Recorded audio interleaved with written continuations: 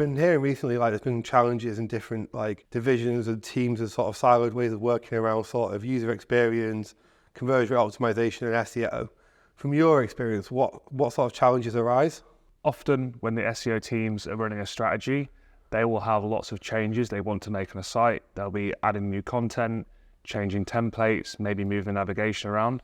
Often what happens is we do not communicate any of that with a team who's involved in the user experience of the site. So we can make decisions and change things on the site, but then we have no consultation there. So we're doing something for a search engine and for a user to a certain extent, but then really we don't have that second level where we've got someone looking at it, thinking about the whole user journey, which is fair because we are trying to increase ranking in search engines. So we're thinking about what Google sees, and often that can be the detriment to what a user has. So I suppose when we're thinking about some of the challenges that can arise from like digital experience and working with SEO and UX and CRO, what type of challenges have you seen out there in the industry? I think one of the main challenges that as SEOs, we're often making lots of changes to websites. We're moving content around, we're maybe changing navigation, changing templates.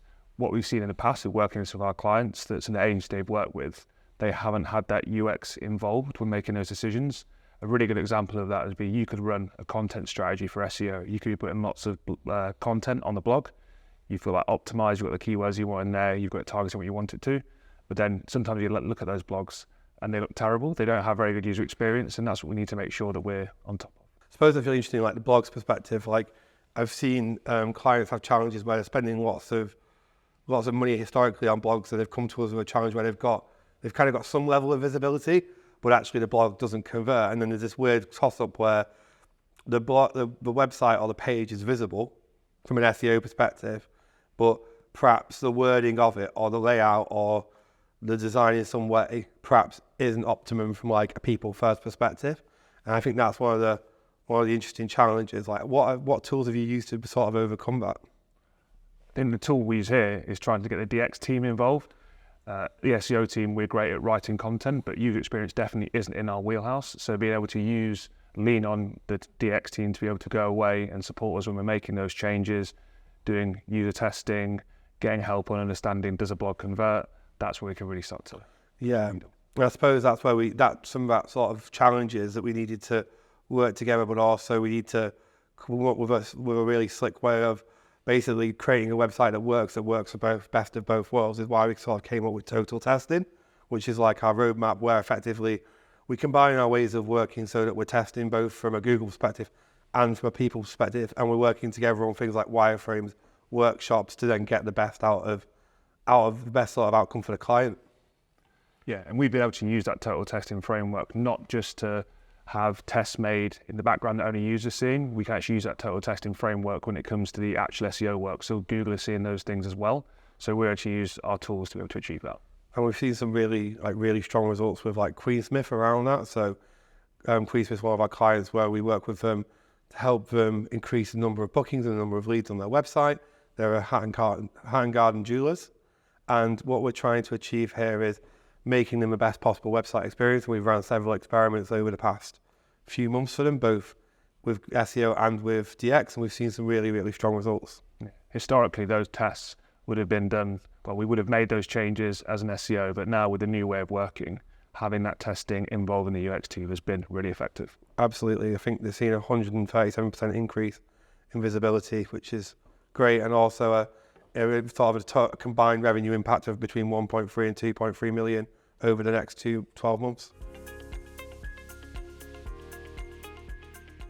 When we start to think about like the models and frameworks, the way we evolved over the past 12 months, like obviously EAT Plus has become something that we wanted to talk about. For those people who perhaps aren't as familiar with the EAT model, can you just talk a little bit through that? Yeah, so EEAT is expertise, experience, authority, and trust. That is a framework that Google give to their quality raters, the team that look if algorithms are being successful.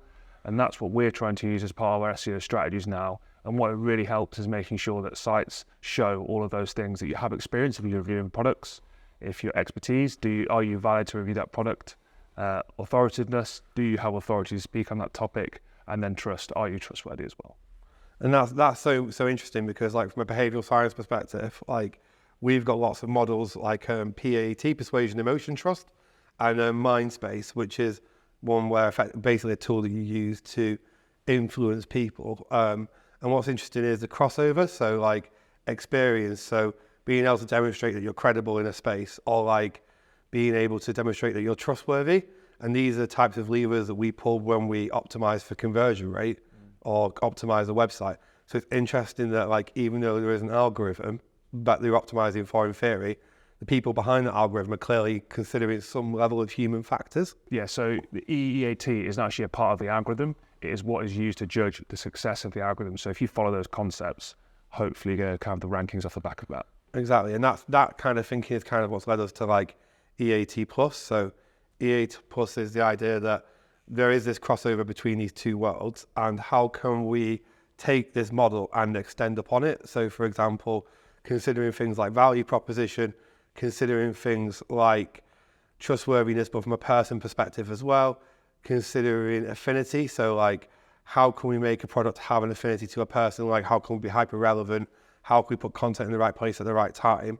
And then how can we understand the sort of bigger picture around that human element? And in a way, I suppose what EAT plus means to us is trying to humanize our processes and humanize our ways of working to get the most out of it.